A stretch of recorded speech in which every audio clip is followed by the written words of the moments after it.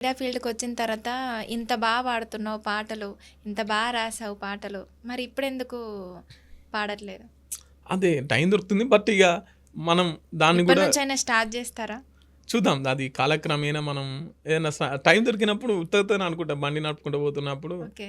ఇగ ప్రాంతాన్ని బట్టి, ఆ ఏరియాని బట్టి, ఎవరన్నా కొంచెం చెప్పిన మాటల్ని బట్టి హ్మ్. ఉత్తుత్తగానే ఇట్లా అల్లుకుంటూ పోతుంటా. ఎవరైనా చనిపోయినా వాళ్ళపైన గూడా అట్లా పాడుకుంటూ పోతుంటాం.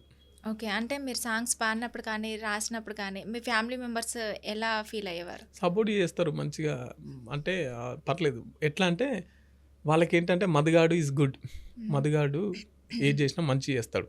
మదిగాడు ఏం చేసినా కూడా ఆడు ఒక గొప్ప స్థాయికెళ్ళాలన్న కలలతోనే చేస్తుంటాడు.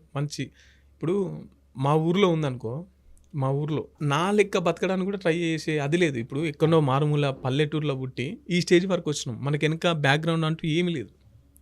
అయినా కూడా అంటే వాని సొంత శక్తి, వాని సొంత టాలెంట్ ఉంది అనేది వాళ్ళు గుర్తిస్తారు. మొత్తం అంటే ఇప్పటివరకి 20 ఇయర్స్ నుండి స్టార్ట్ చేశాను అన్నారు గదా!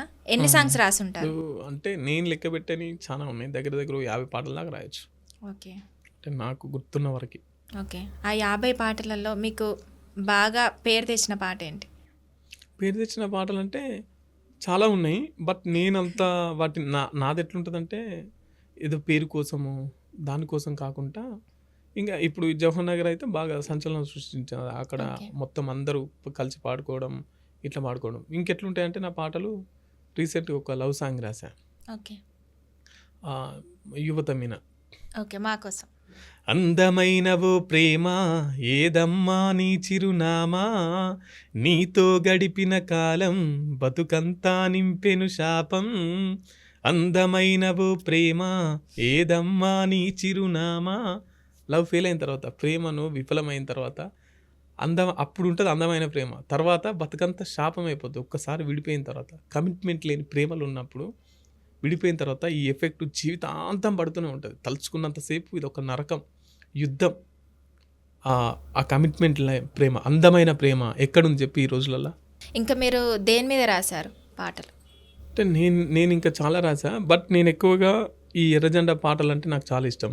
గద్దర్ కానీ, విమలక్క ఓకే. కానీ వీళ్ళ పాటలు ఎక్కువగా వింటుంటా. ఈ విమలక్కకు సంబంధించిన ఈ పాటలు కానీ. ఓకే. మా కోసం. విమలక్క హ్మ్.